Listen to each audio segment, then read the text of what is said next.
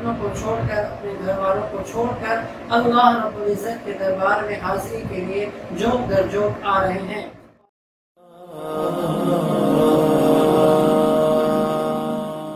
بسم اللہ الرحمن الرحیم، الحمد للہ وکفیٰ وسلام علی عبادہ الذین اصطفیٰ، اما بعد، وَلِلَّهِ عَلَى النَّاسِ حِجُّ الْبَيْتِ مَنِ اسْتَطَاعَ إِلَيْهِ سَبِيلًا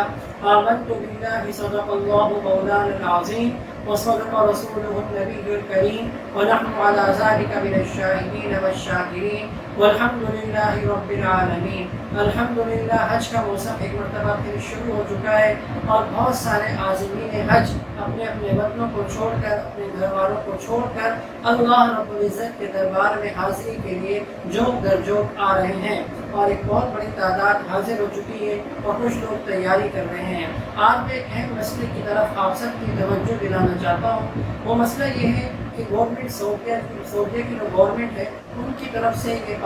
اس بات کی اجازت نہیں ہے کہ احرام کے بغیر کوئی شخص مطاف کے اندر آ کر طواف وغیرہ کرے۔ مطاف وہ جگہ کہلاتی ہے کہ جہاں پر بیت اللہ ہے، اس کے ارد گرد کی جو جگہ ہے وہ سب مطاف کہلاتا ہے، تو وہاں پر کرنے کی اجازت نہیں ہے۔ وہاں پر صرف ان لوگوں کو اجازت ہے کہ جو کہ احرام پہن کر آئیں، یعنی عمرے کی نیت سے آئیں، اور سننے میں آیا ہے کہ باقاعدہ انہوں نے سائن بورڈز بھی لگائے ہوئے ہیں کہ یہاں پر صرف وہی لوگ آئیں گے کہ جو عمرہ کرنے کی غرض سے آئے ہوں، یعنی احرام پہنا ہوا ہو اور عمرے کی نیت سے آئے ہوئے ہوں۔ باقی جن لوگوں نے طواف کرنا ہے، نفلی طواف کرنا ہے، وہ اوپر کے فلورس پہ جا کر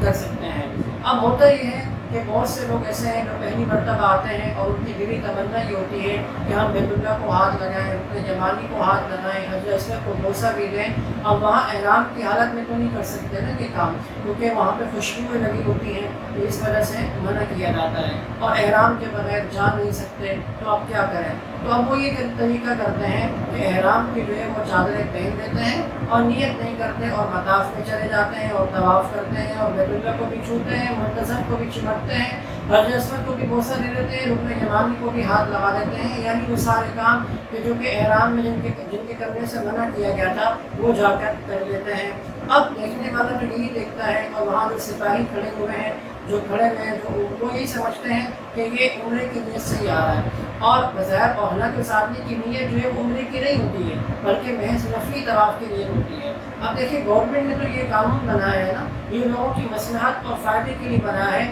تعداد بہت بڑھ چکی ہے تاکہ لوگ بآسانی جو ہے عمرہ کرنے والے عمرہ بآسانی جو ہے وہ نیچے کر سکیں، کیونکہ وہ آئے ہوئے ہوتے ہیں، سفر کر کے آئے ہوتے ہیں، تو اوپر کی فلور کے اندر عمرہ کرنا تھوڑا سا ایک مشکل بھی ہوتا ہے، تو اس وجہ سے ایک سہولت بھی اس کے اندر پیدا ہو گئی ہے۔ بظاہر یہی وجہ ہے، ممکن ہے کہ کوئی اور مزید اور بھی کوئی وجہ ہو یا یہی وجہ ہو خالی، تو وہ تو صحیح ان سے معلومات لی جا سکتی ہیں کہ اس قانون کو بنانے کی کیا وجہ ہے، لیکن بہرحال لوگوں کی مصلحت کے لیے انہوں نے یہ قانون بنایا ہے۔ اب کوئی شخص اس طرح جو ہے وہ چادریں پہن کر آتا ہے اور نیت نہیں کرتا ہے، تو یاد رکھیے یہ تو ایک دھوکہ ہوا نا، کہ وہ تو یہ سمجھ رہے ہیں کہ یہ شخص عمرہ کرنے کے لیے آیا ہے، حالانکہ آپ کو عمرہ کرنے کے لیے نہیں آئے بلکہ آپ کو اسی نفلی طواف کرنے کے لیے آئے۔ آپ کو تو اس بات کی اجازت نہیں دی گئی کہ آپ جو ہے نیچے کریں،